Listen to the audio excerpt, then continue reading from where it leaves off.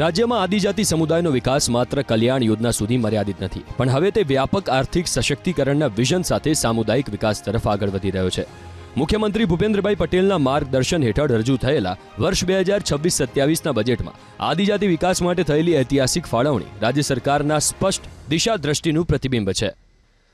4 આદિવાસી જિલ્લાઓના 18 તાલુકાના 51,480 હેક્ટર વિસ્તારમાં ઉદ્વહન સિંચાઈ યોજનાનું આયોજન પણ કરવામાં આવ્યું છે. આદિવાસી યુવાનોને ઘર આંગણે રોજગાર અવસર માટે આદિવાસી વિસ્તારોમાં 5 નવી જીઆઈડીસી સ્થાપના કરવામાં આવશે. આદિજાતિનું સામાજિક વિકાસ એ રાજ્ય સરકારનું વિઝન છે.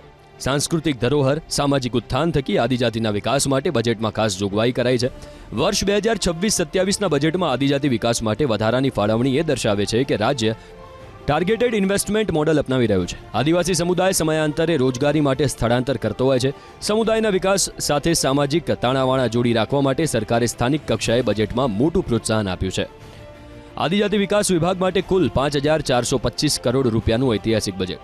મુખ્યમંત્રી આદિમ જૂથ અને હળપતિ સર્વાંગી ઉત્કર્ષ યોજના હેઠળ 125 કરોડ રૂપિયાની જોગવાઈ. મુખ્યમંત્રી વન અધિકાર ખેડૂત ઉત્કર્ષ યોજના માટે 111 કરોડ રૂપિયાની જોગવાઈ. કૃષિ વૈવિધ્યકરણ યોજના હેઠળ ખેડૂતોને સહાય માટે 42 કરોડ રૂપિયાની જોગવાઈ. આદિજાતિ ખેડૂતો માટે પ્રાકૃતિક કૃષિ આધારિત વાડી સહાય માટે 30 કરોડ રૂપિયાની જોગવાઈ.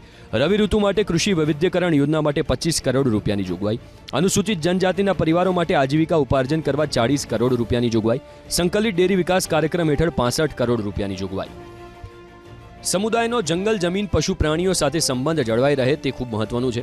આદિજાતિના પશુપાલકો માટે સંકલિત ડેરી વિકાસ યોજના મોટો અવસર લઈ આવી છે.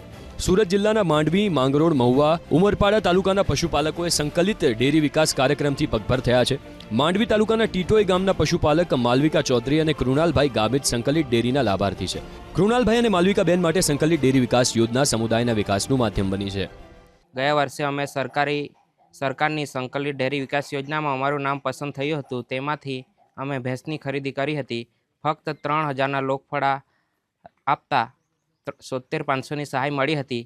તેથી અમને આર્થિક રીતે ઘણી મદદ થઈ છે. તે સાથે પશુ લાવવા લઈ જવાનો ખર્ચો પ્લસ સુમૂલદાણ અને મિનરલ પાવડરની સહાય પણ મળી હતી. વર્ષ 2026-27ના ઐતિહાસિક બજેટ ફાળવણી સાથે રાજ્ય સરકાર આદિજાતિ વિકાસને આર્થિક સશક્તિકરણથી સમુદાયના કલ્યાણ તરફ આગળ વધારી છે. સામાજિક સ્થિરતા સંસ્કૃતિના જતન માટે લાભદાયક છે. કુંવરબાઈનું મામેરું, 7 ફેરા સમૂહલગ્ન, આદિજાતિ નૃત્ય મંડળીઓને ગણવેશ આપવાની યોજના, યુવક મહોત્સવને મદદ જેવી યોજના થકી સાંસ્કૃતિક વારસાને જાળવવા પ્રયત્ન કરાયા છે. સરકારનું બજેટ આદિવાસી સમુદાયના વિકાસ માટેની કટિબદ્ધતા પ્રતિબિંબ છે. આદિવાસી ભાઈ બહેનોને સર્વાંગી વિકાસ માટે સરકારે બજેટમાં મોટી રકમ ફાળવી છે. ન્યૂ ગુજરાત પેટર્ન યોજના અંતર્ગત 200 કરોડ રૂપિયાની જોગવાઈ. વ્યક્તિગત આવાસ યોજના અંતર્ગત 146 કરોડ રૂપિયાની જોગવાઈ. યુવક યુવતીઓને વોકેશનલ ટ્રેનિંગ સેન્ટર મારફતે રોજગારલક્ષી તાલીમ માટે 12 કરોડ રૂપિયાની જોગવાઈ.